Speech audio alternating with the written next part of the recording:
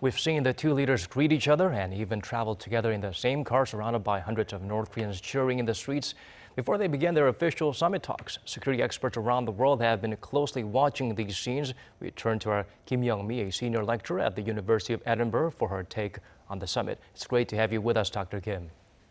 Hi. Well, the two Korean leaders have met and started their first round of discussions. What do you largely expect to see from this historic Pyeongyang summit? Well, this is good to keep up the momentum when it comes to inter-Korea relations.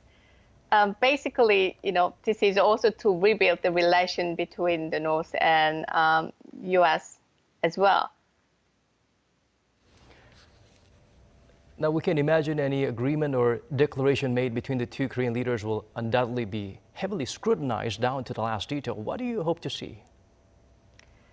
Well, in theory, that is a very desirable outcome, but the role of South Korea is rather squeezed, and U.S. seems to like to have a multilateral relations in the region, and at the moment, more bilateral relations between North Korea and China and North Korea and South Korea are going on.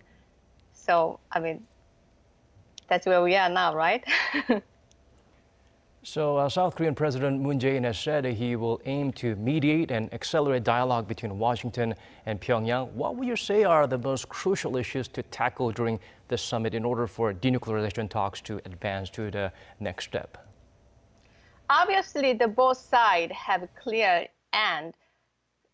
North Korea wants to have a sanction lift, and U.S. wants to have a clear denuclearization.